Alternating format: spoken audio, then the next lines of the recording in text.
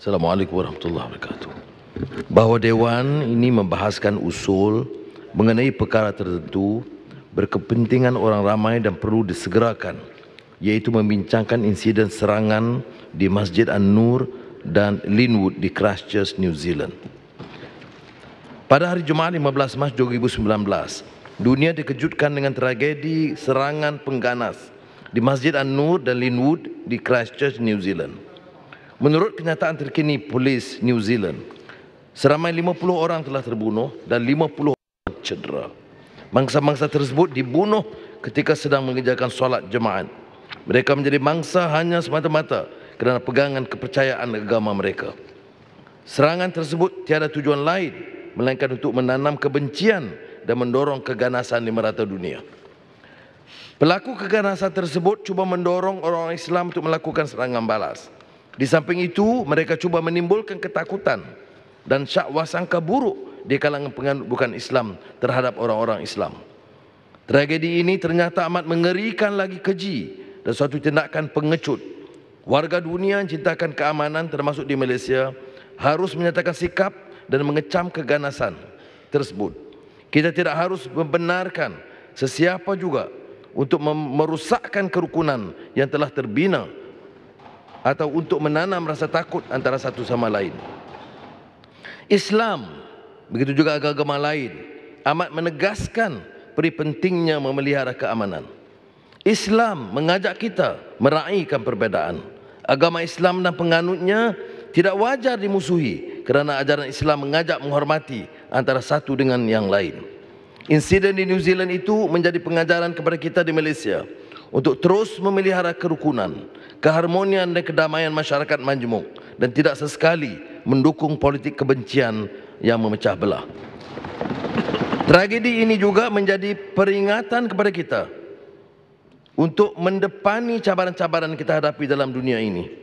Maka dengan ini saya mengemukakan usul ini untuk menyatakan pendirian tegas Parlimen Malaysia mengutuk dengan sekeras-kerasnya serangan yang dilakukan pengganas terhadap ahli jamaah dan yang bersolat di Masjid An-Nur dan Linwood di Christchurch, New Zealand.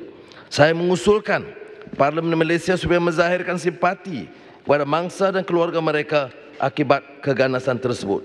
Saya juga mengusulkan Parlimen Malaysia merakamkan setinggi-tinggi penghargaan kepada kerajaan New Zealand di bawah pimpinan Perdana Menteri Jacinda Ardern atas tindakan tegas dan segera dalam merungkai tragedi keganasan ini. Terima kasih. Terima kasih Yang Berhormat. Ahli-ahli yang berhormat, saya telah menerima satu pemberitahu usul di bawah Peraturan Mesyuarat 18/1 oleh Yang Berhormat Kawasan Port Dickson pada hari Isnin 18 Mac 2019. Teks usul seperti yang dibacakan oleh Yang Berhormat Port Dickson sebentar tadi. Bagi membolehkan perkara ini ditimbangkan oleh Majlis Mesyuarat, saya sebagai Tuan Yang di-Pertua hendaklah berpuas hati bahawa perkara yang dibangkitkan oleh Yang Berhormat itu memenuhi 3 syarat. Syarat yang pertama ialah bahawa perkara itu tertentu, syarat yang kedua ialah bagi kepentingan orang ramai dan syarat yang ketiga ialah ia berkehendak disegerakan. Saya telah meneliti perkara ini dan mendapati bahawa tertentu perkara ini adalah perkara yang tertentu. Kepentingan orang ramai, ia adalah bagi kepentingan orang ramai, berkehendak disegerakan, perkara ini juga perlu disegerakan. Oleh yang demikian, saya membenarkan usul ini untuk dibahaskan. Usul ini akan dibahaskan pada jam 4.30 petang. Saya akan membenarkan usul ini dibahas selama 60 minit. Seperti yang dilakukan pada hari Jumaat lalu.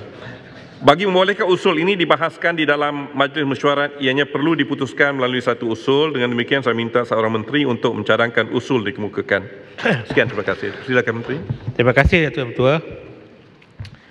Tuan Ketua, menurut Peraturan Mesyuarat 90/2 dan dengan persetujuan Tuan Yang Pertua, saya mengemukakan usul untuk merhentikan kuat kuasa Peraturan Mesyuarat 16, iaitu bagi membolehkan usul di bawah Peraturan Mesyuarat 18.1 oleh Yang Berhormat Port Dickson dibahaskan dalam Majlis Mesyuarat pada hari ini, Isnin 18 Mac jam 4.30 petang. Mohon mengusulkan.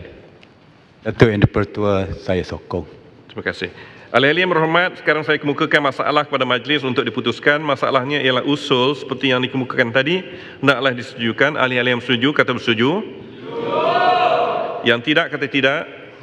Lebih suara bersetuju. Usul disetujukan.